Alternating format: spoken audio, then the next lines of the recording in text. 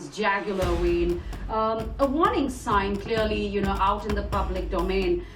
What indications point to cross-border involvement from the Pakistani side when we see that speech? Well, certainly that speech seemed to green light terror. Asif Munir, General Munir said, this is like Kashmir is the jugular vein.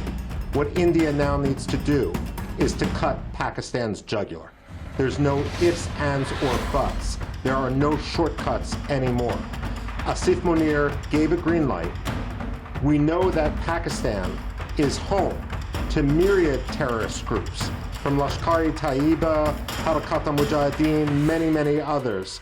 And unfortunately, because of a lack of concerted counter-terror action, because Pakistani diplomats are playing the West for fools, we now have an expansion of the problem, not only in Pakistan, but frankly in Bangladesh as well.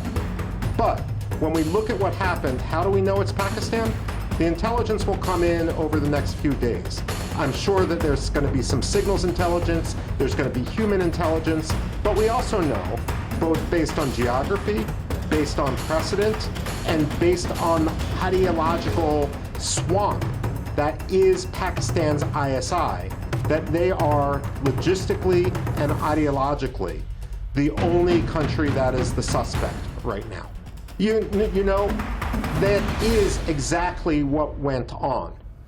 When we had the October 7th, 2023 massacre in Gaza, when we had the October 7th, 2023 Hamas attack on Israel, it was directed specifically against Jews, and not only against Jews, but among the most liberal Jews who were most prone to wanting peace and normalcy with the Gaza Strip, targeting a vacation resort, targeting, if you will, middle-class Hindus, is evident that the Pakistanis are trying the same tactic.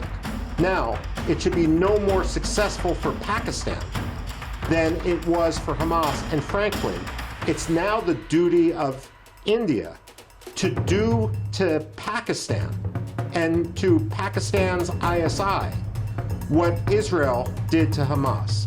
It's time to wipe out the leadership of the ISI, to treat them as a designated terror group, and demand that every country that is an ally of India, every country that is an ally of the world's largest democracy, do the same.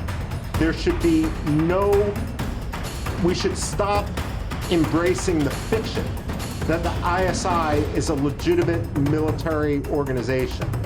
We need to convince Washington that the ISI should be treated like Hamas in the Gaza Strip, or for that matter, like Qasem Soleimani, the head of the Quds Force in Iran. In fact, what I would say is, if President Donald Trump, during his first term, can target Qasem Soleimani, the head of Iran's Quds Force, for his role in planning the murder of countless Americans, then there's no reason why Prime Minister Modi can't use the same example and demand that Asif Munir go the way of Qasem Soleimani. He should be one drone away from being permanently removed from the battlefield.